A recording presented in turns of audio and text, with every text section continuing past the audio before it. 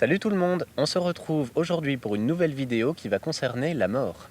Sujet intriguant, fascinant, on va tenter d'éclaircir ce grand mystère.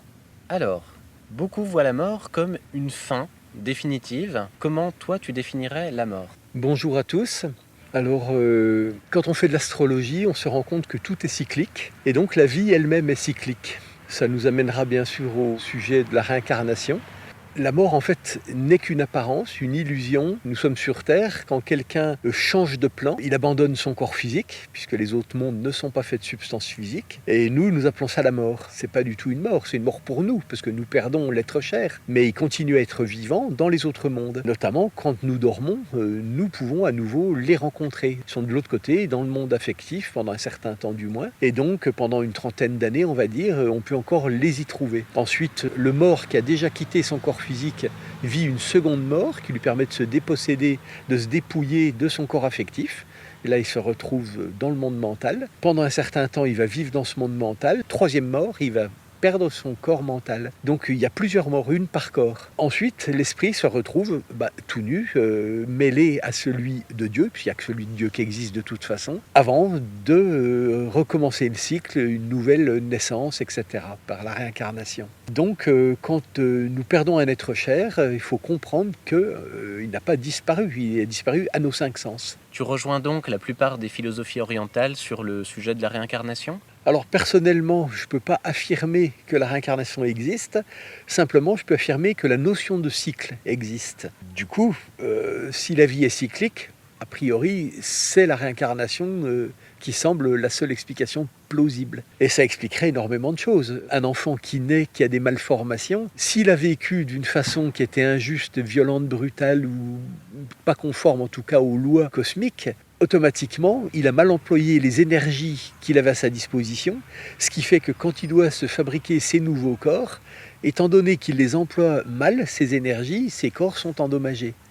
Du coup, maladie à la naissance. Maladie ou même mort, il y a des morts-nés. Inversement, quelqu'un qui a travaillé depuis plusieurs vies certains domaines aura des facilités dans cette nouvelle vie. D'où les enfants prodiges. Parce que quand on dit que Mozart composait dès son plus jeune âge, c'est évident que tout le monde ne peut pas faire ça. Alors d'où tient-il cette faculté?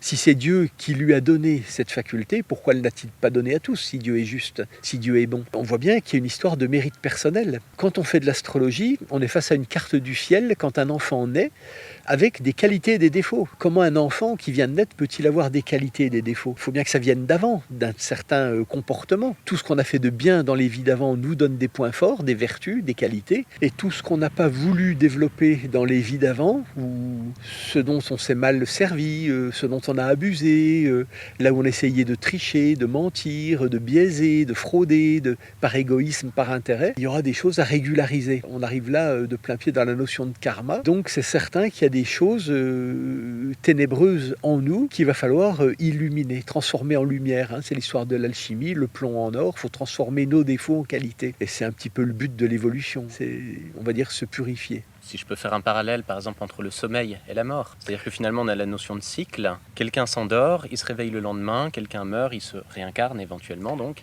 et ça peut conduire aussi à expliquer peut-être le karma, c'est-à-dire que si on a fait quelque chose dans la journée, il va forcément falloir assumer les conséquences le lendemain ou les jours suivants, de la même manière, ce qu'on a fait dans une vie, il va falloir en assumer les conséquences dans les autres vies. C'est exactement ça, le parallèle est absolument exact. Un mot pour conclure cette vidéo? On pourrait citer Voltaire. Ce qui est étonnant, ce n'est pas de naître plusieurs fois, mais de naître une fois. C'est-à-dire que le miracle, c'est d'arriver à naître.